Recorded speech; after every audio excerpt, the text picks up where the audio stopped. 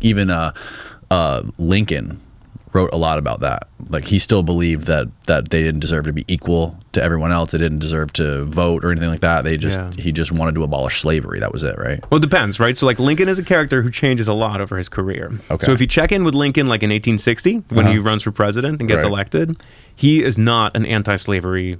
He's not an abolitionist. He's not like, we need to remove slavery immediately. Okay. However, by 1865, the last year of his life, that's what he does. He literally abolishes slavery, right? Through the first Emancipation Proclamation and then through the 13th Amendment.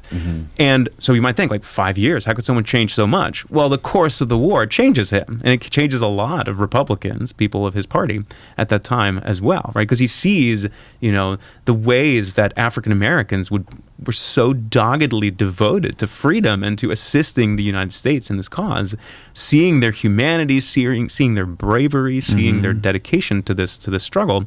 That's what tilted him and many, many thousands of other white Northerners to be like, wow, like, we started this war to preserve the Union, but now we're fighting it by 1865 to destroy slavery permanently and forever. So there's a real change in thinking on the part of these folks. It happened like mid-war? Oh, yeah. I mean, this is the craziest thing. Early in the Civil War, Union U.S. troops would return escaped slaves to southern plantations. They're like, this is your property. We're delivering it back to you.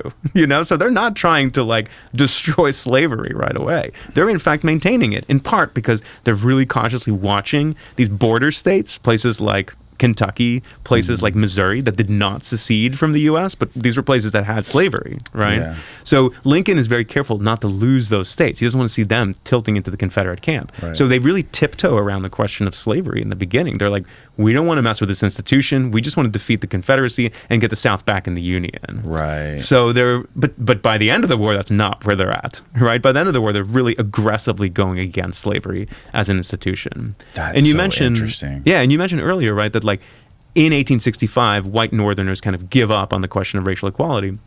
I wouldn't agree with that quite, because in the decade or 15 years that follows comes Reconstruction, right? And Reconstruction is this fundamental turning point when the U.S., now that it's unified again, the U.S. government really tries to remake the South. And they pass some of the most important legislation that's still shaping our world today. And I said earlier, right, that you can't understand race in America today if you don't understand that kind of moment after the Civil War. And that's because the crucial constitutional amendments that shape our lives today were passed in that very period. So, for example, the 14th Amendment. The 14th Amendment establishes birthright citizenship, that if you are born in the United States, you are a U.S. citizen. Right? This is something that's being debated today regarding undocumented immigration and all sorts of things, right? But it's passed in the midst of, and it's really passed to give black people in the United States citizenship. It's part of Reconstruction. It's part of this like idealistic moment when the U.S. tries to reform the South and really the whole nation in the wake of the Civil War. And the great sort of irony of Reconstruction, this period that's really dates between 1865 or so and 1877, so like, you know, roughly 12 years after the war, is that the United States wins the Civil War, but it kind of loses the peace in that it fails to achieve most of its goals with Reconstruction. It accomplishes many of them, but the big picture, you know, when the South kind of returns to white domestic rule in the 1870s and 80s, there's a lot of similarities between, I mean, slavery's gone, but white Southerners are now back in control, and they kind of win the peace, even if they'd lost the war, which is one of the great, you know, ironies of the Civil War in many ways. What do you mean by that last statement? They lost the war, but they won the peace? Yeah. So white Southerners, the Confederacy is defeated in the Civil War, right? That's inarguable. But what they do is they win the terms of the peace by forcing the United States to back off from Reconstruction. Because Reconstruction does two things, right? It makes black people into citizens, and it makes black men into voters. It says, you know, black men can vote, right? After 1870, that is official. And that was revolutionary, right? Because if you look at other societies that had slavery in the Americas, you know, Cuba, Brazil, Jamaica, all these other places, they do not end slavery immediately and then make black men into full voters. It takes a lot longer for that to happen. So the U.S. goes like really quickly into that reform and, you know, extends democracy to black men, not women yet, right, but black men. And what the South wins in terms of winning the peace is that it basically forces the United States government to back away from some of those promises about racial equality. Okay. And it won't be until the 1890s that they fully shut out black people from voting and from citizenship in many ways.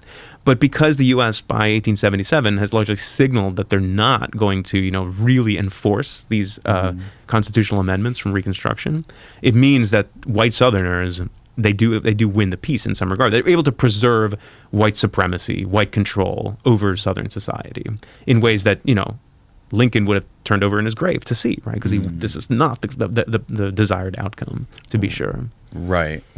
Which you mentioned that it kind of changed for him during the Civil War. Yeah. And, I'm sure that, you witness, because what were the basic, like the premise or the ideals that the Confederacy was fighting for?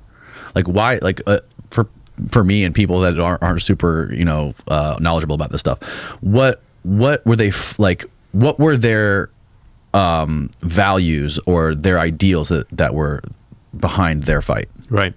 Well, there was one ideal above all others that motivated these elite white Southerners to secede from the U.S. and to create the Confederacy, and that was to preserve a future for slavery.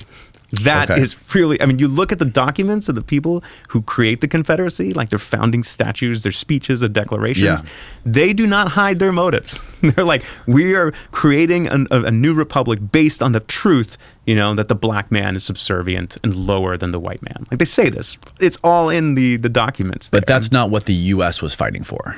The U.S. begins the war fighting to preserve the Union, right? That's like, the Union. Yeah, to keep the South from leaving, like to keep the country together. That's what the war begins as. And then over the course of the war becomes a war against slavery, and for some people, a war for racial equality. Not everybody, right? But enough people that they were able to push through these Reconstruction amendments. So the real, this is there's documents that you've read that basically they're saying that we're fighting for the future of slavery. Oh, yeah. The reason they left is because they were worried about the future of slavery, not just in the U.S., but potentially abroad, in places in Latin America as well. But, see, this is the source of like a great deal of mythology. Yeah. Is this contested at all? Not by any serious historian. Okay. But by a lot of people out there, right? So basically, as soon as the Civil War is over, folks in the South, white folks in the South, begin creating this counter-narrative that's basically helping them rationalize defeat, that's helping them make sense out of what happened. And they're saying, you know what? Since the war's over, slavery's been destroyed, right? They don't want to say, well, we fought for this, vicious, sinful cause, and we got defeated. Instead, as they claimed, we were doing it for states' rights. So there comes out this counter-narrative. It's like the Civil War was not about slavery. It was about political principles, and particularly about limited government and states' rights. States' rights. That states' rights have the power to choose and make decisions, not the federal government, right? So this is a narrative that historians often call the lost cause. And I have a whole chapter in my book about this, actually, because Red Dead Redemption 2 touches on this in really interesting ways. So it's this white counter-narrative that the Civil War was not a sort of, a racist defense of slavery, but it was a defense of truly American principles of small government and states' rights. Now, the reason we know that this is total bullshit, which it really was, this has nothing to do with why the South actually seceded. Let me give just two examples. So in 1850, so this is 10 years before the Civil War breaks out, in 1850, the South, the white South, pushes through this bill called the Fugitive Slave Act. And the Fugitive Slave Act, what it basically did is it actually really strengthened the federal government to go and pursue escaped enslaved people across state lines. It gives the federal government tons of muscle and power to walk all over state jurisdictions trying to catch runaways. Okay. How is that states' rights? Right? That is literally the inverse of states' rights. It is a defense of slavery, right? Primarily by the federal government.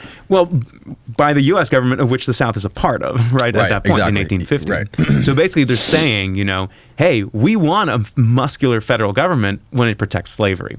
However, if it's critiquing slavery, now we don't like the government anymore. This is an age-old story in much of white Southern history. So that's, and some of the same people who push for this Fugitive Slave Act in 1850, there's some of the same people who are seceding in 1861, right? So like it can't be states' rights in 1861 and federal government all powerful in 1850. That doesn't make any Right. sense. No, that doesn't make any The sense. other way we can know that this kind of states' rights, not slavery story is BS is let's actually look at the country they create. Let's look at the Confederate States of America, right, which has its own constitution, has its own founding documents. It's a really centralized government where the federal state has a lot of power in order to win this war, in order to protect slavery. Right. So if they really believed in states' right, wouldn't they practice what they preached, right? Wouldn't they Right. like really enact those ideals now that they have their own government? And they don't, because see, this is a battle that like if you teach American history in the South, especially, but it's really around the country, you're going to confront a lot of students who say, "Oh, my parents told me the South didn't fight the war for slavery. It's not about that. It's about states' rights." And then I have to like patiently and carefully basically prove how that's totally wrong. It's just Right. not borne out by history. It is a Right. fictional narrative that people in the South create after the war to try to rationalize what happened.